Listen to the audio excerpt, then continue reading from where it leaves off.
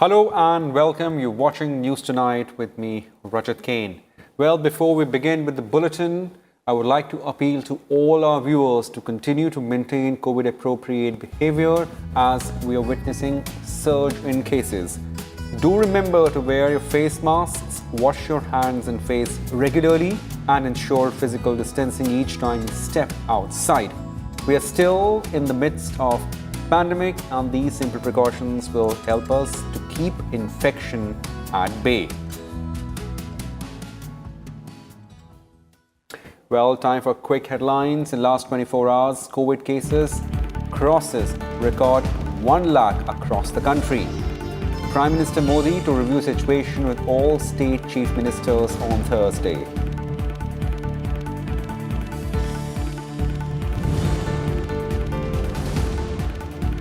Nearly 8 crore people vaccinated for coronavirus. Week-long special nationwide drive from tomorrow to strictly ensure COVID-appropriate behavior. Recovery rate falls to 92.8%.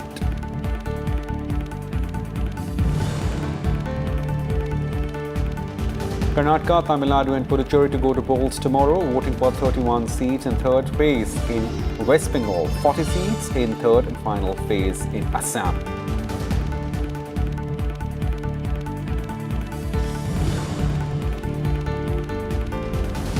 Morale of our Jawans intact, says Home Minister Amit Shah after paying tributes to security personnel martyred in Maoist attack in Sukma, Bijapur border. Polls review meeting with Chhattisgarh Chief Minister Bhupesh Baghel and senior officials asserts the fight against Maoists has taken a decisive turn.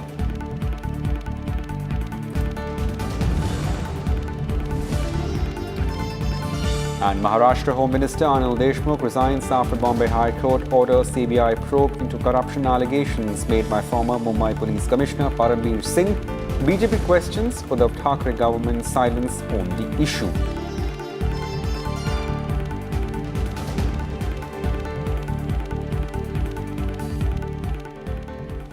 Well, the news in details now. Amid a surge in COVID cases, Prime Minister Modi will interact with Chief Minister on Thursday to discuss COVID-19 situation and the ongoing vaccination drive. The Prime Minister had on Sunday reviewed the COVID-19 pandemic situation and vaccination program in the country. Prime Minister Modi noted the five-fold strategy of testing, tracing, treatment, COVID-19 appropriate behavior and vaccination to contain the spread of the virus. Prime Minister also underscored the need to follow COVID-19 appropriate behavior and ensuring availability of beds, testing facilities and timely hospitalization. Meanwhile, a special campaign for ensuring COVID-19 appropriate behavior is being organized from Tuesday in view of rising COVID-19 cases. The campaign will be held till 14th of April.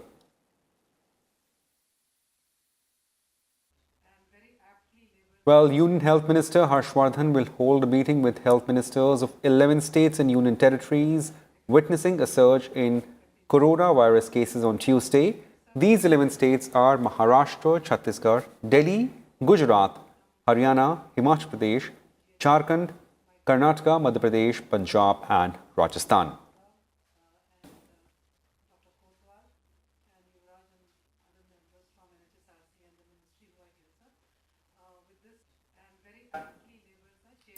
Well, the country's total active caseload reached 7.41 lakhs on Monday, comprising 5.89% of total infections. India recorded an all-time high of over 1 lakh cases in the last 24 hours, pushing the nation's COVID-19 tally to over 1.25 crore. 478 deaths have been reported in the same period, taking the death toll to 1,65,101. With 52,847 new recoveries, the total recoveries have crossed 1.16 crores now. However, the national recovery rate has dropped down to 92.8%. 8 states, including Maharashtra, Chhattisgarh, Karnataka, Uttar Pradesh, Delhi, Tamil Nadu, Madhya Pradesh and Punjab reported a steep rise in daily new cases. 81.90% of new cases are reported from these states.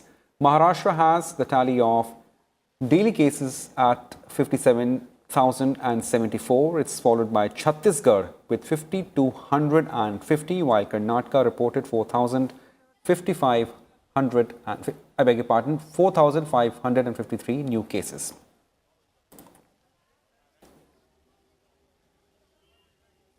Well, in the wake of rising COVID-19 cases, Maharashtra announced stricter curbs in the state from Monday. A night curfew from 8 p.m. to 7 a.m., Section 144 during day and weekend lockdown has been imposed, while gathering of more than 5 people have also been banned. The restrictions will remain in place till 30th of April. All religious places, including Sai Baba Temple in Shirdi, will also remain closed till further orders.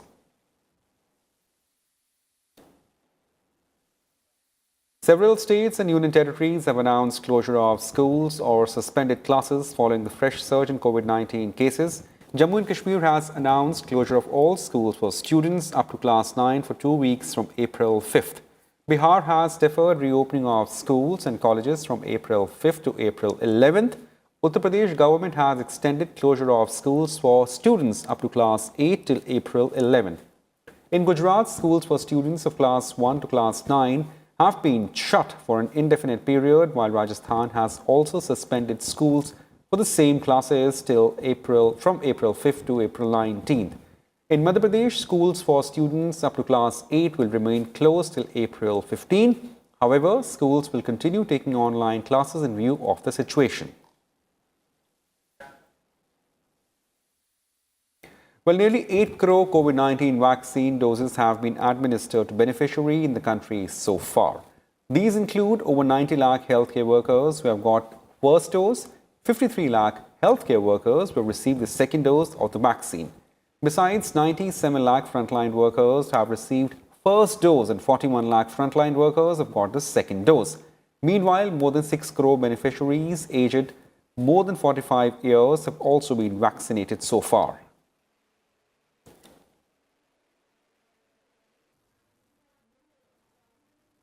Well, time now for news related to assembly elections.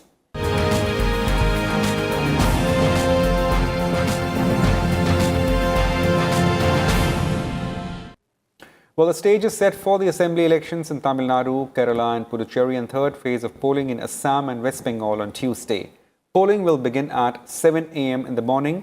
Elaborate arrangements have been made to ensure free and fair polls in accordance with COVID protocol. The Election Commission has decided to use VVPAT along with EVMs at every polling stations with a view to enhance the transparency and credibility of election process. The third phase of polling in Assam and West Bengal will be held on Tuesday. Polling for single-phase elections in Kerala and Tamil Nadu as well as the Union Territory of Puducherry along with Lok Sabha by-polls for Kanyakumari seat in Tamil Nadu and Malappuram seat in Kerala will also be held simultaneously.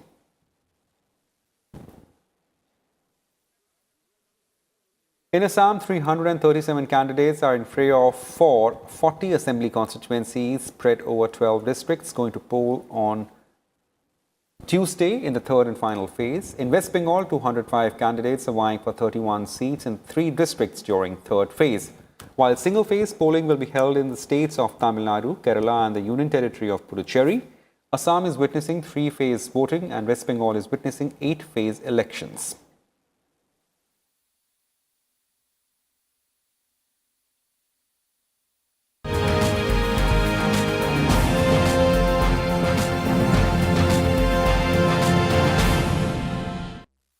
Union Home Minister Amit Shah on Monday held high-level meeting with Chhattisgarh Chief Minister Bhupesh Baghel in connection with Naxal attack in state's Bastar region.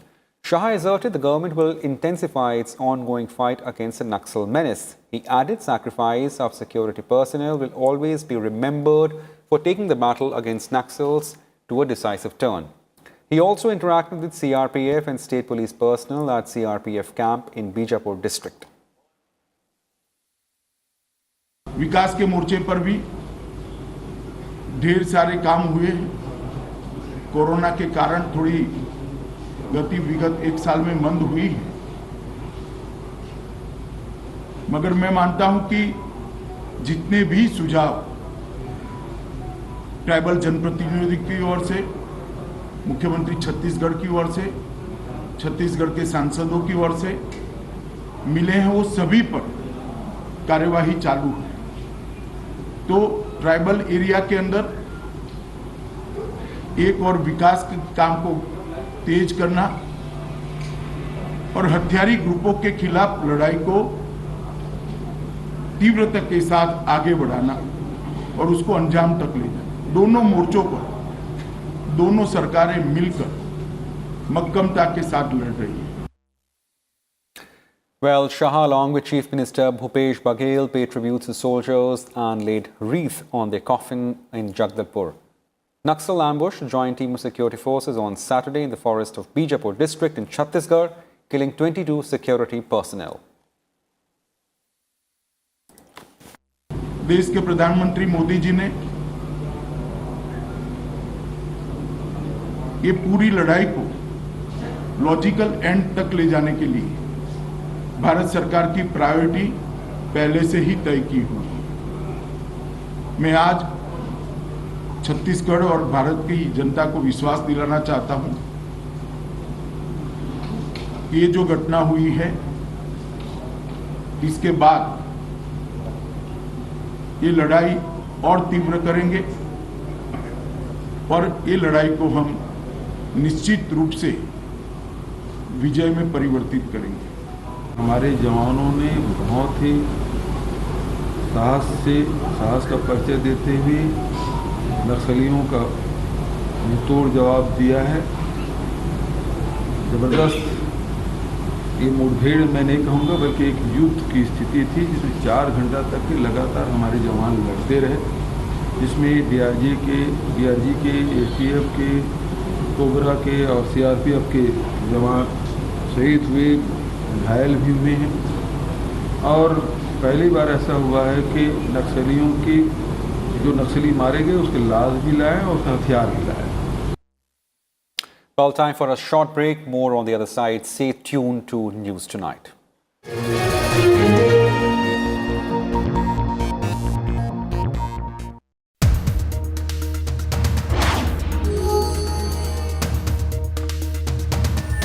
Do you know which of the following is not the work of Controller Auditor General of India? Your options are: A. He submits reports related to the central government to the President. B. He protects the Consolidated Fund of India. C. He submits audit reports of the state governments to the President. And D. He audits all the centrally funded institutions. See the correct answer tonight at 9:30 p.m. only on Rajya Sabha television.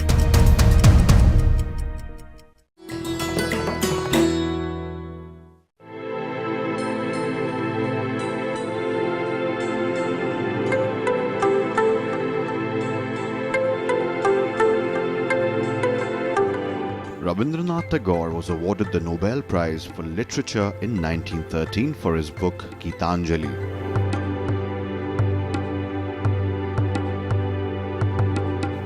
In 1950, he composed the music and lyrics for India's national anthem Jana Gana Mana. And when Bangladesh became independent in 1971, they chose Tagore's song Amar Shonar Bangla as its national anthem. Tagore's life and works have made him a cultural icon, studied the world over, even into the 21st century.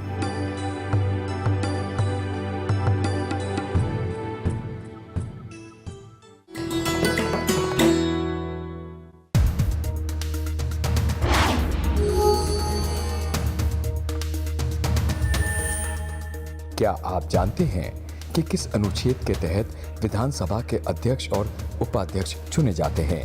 आपके विकल्प हैं: ए. अनुच्छेद 176, B. अनुच्छेद 178, सी. अनुच्छेद 180 और D. अनुच्छेद 182। सही जवाब है बी. अनुच्छेद 178।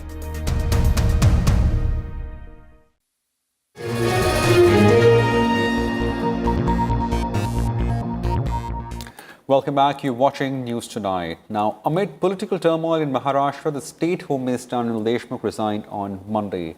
This after Bombay High Court ordered a CBI probe into the allegations of extortion against him by former Mumbai Police Commissioner Parambir Singh.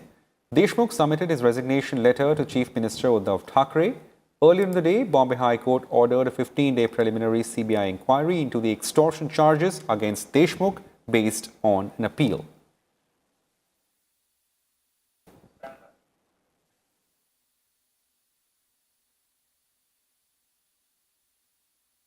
Well, shortly after Anil Deshmukh's resignation, BJP targeted Maharashtra Chief Minister Uddhav Thackeray, saying he has lost the moral right to govern. Addressing a press conference here, senior BJP leader and Union Minister Ravi Shankar Prasad asked if Thackeray has no moral responsibility following Deshmukh's resignation as State Home Minister. Noting that High Court has asked CBI to do preliminary inquiry, Prasad said all facets and linkages of matter should be investigated and those involved should be brought to books. हमारी अपेक्षा होगी कि CBI preliminary inquiry प्रामाणिकता से अवश्य करेगी और जो लॉ में प्रावधान है, अगर उनको लगता है कि प्राइमा फेशी केस है तो एफआईआर करने का उनका अधिकार है और कोर्ट ने स्वयं पाया है कि ये मामला गंभीर है, गृह मंत्री इन्वॉल्व हैं, फेयर प्रोब मुंबई पुलिस के द्वारा नहीं संभव है. Well, RBI's Monetary Policy Committee started a 3-day deliberation on next monetary policy on Monday. Amid sudden surge in COVID-19 cases and government's recent mandate asking central bank to keep retail inflation around 4%. According to experts, the Reserve Bank will maintain status quo on policy rates at its first bi-monthly monetary policy review for current fiscal. It's also likely to maintain an accommodative policy stance. The policy repo rate or short-term lending rate is currently at 4% and the reverse repo rate is 3.35%. The Reserve Bank will continue the resolution of monetary policy on Wednesday.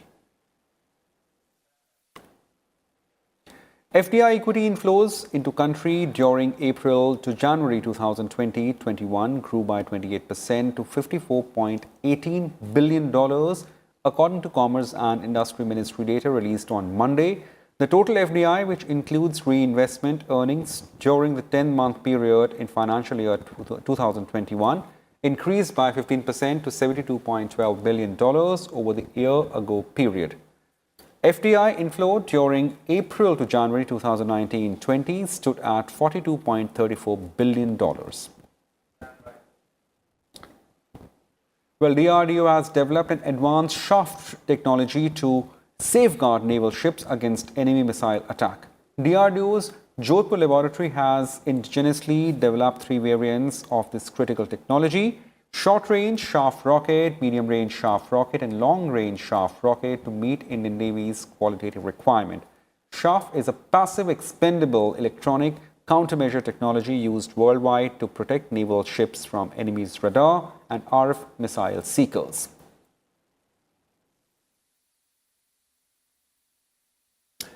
Well, on a 2-day visit to India, the Russian Foreign Minister Sergei Lavrov will hold bilateral talks with Union External Affairs Minister S. Jaishankar. Both leaders are also likely to discuss regional and international issues of mutual interest. The visit was also aimed to prepare ground for annual Indo-Russia summit, which was postponed last year because of COVID-19 pandemic. Both the countries have mechanism under which India's Prime Minister and Russia's President hold a summit meeting annually to review the entire gamut of ties.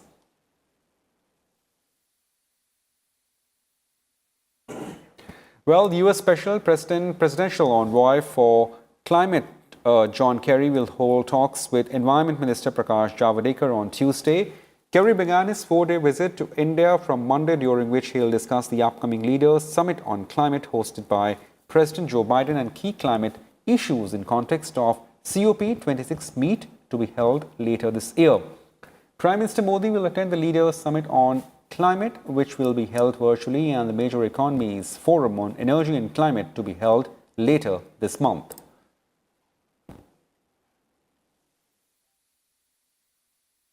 Well, Vice President Venkaiah Naidu will be chief guest at function to mark the conclusion of 25-day-long Dandi Yatra in Gujarat on Tuesday. The foot march was flagged off from Sabarmati Ashram in Ahmedabad on March 12 by Prime Minister Modi to mark 75 years of India's independence under Azadi Ka Amrit Mahotsav initiative. The Padyatra was undertaken by 81 marchers from Sabarmati Ashram in Ahmedabad to Dandi in Navsari, a journey of 386 kilometers. The Dandi March is considered a defining moment in Indian independence movement, after which the entire nation stood behind Mahatma Gandhi against the British Empire. The Dandi Yatra was undertaken by Mahatma Gandhi on March 12, 1938 to challenge the salt tax imposed by the British occupiers.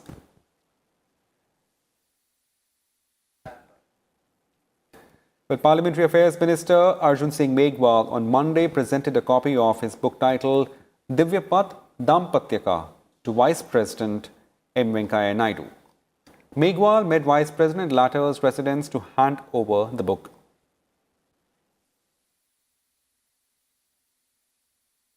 Well, Vice President M. Venkaiah Naidu on Monday paid tributes to Babu Jagjeevan Ram on his birth anniversary.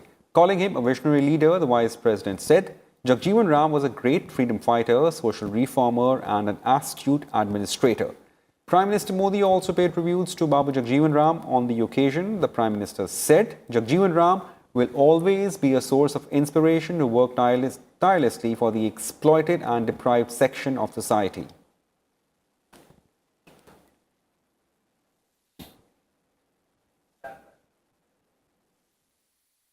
Well, on the occasion of BJP's 41st Foundation Day, Prime Minister Modi will on Tuesday virtually address BJP workers across the country. The Prime Minister will address the party workers virtually, which will be streamed live on different digital platforms and social media pages of the BJP. The BJP National President JP Nadda will also speak to workers. To mark the Foundation Day, various programs will be organized at booth level to talk about the rise of BJP and benefits of central government scheme. Prime Minister Modi on Monday announced that his annual interaction with students, Pariksha Pe Charcha, will be held on April 7th in new virtual format. In a Twitter message, Prime Minister Modi tagged a video on the event in which highlights of this year's Pariksha Pe Charcha are elaborated upon. He also urged students to look upon exams as opportunity and not as an end of life's dream. Prime Minister Modi also talked about pressure of what people and parents will say, which sometimes becomes a burden. In a video, Prime Minister also says that Pariksha Pe Charcha, but it's not confined to just discussion on exams. Well, the first edition of Prime Minister's interaction program with school and college students, Pariksha Pe Charcha 1.0, was held at Talkatora Stadium on February 16, 2018.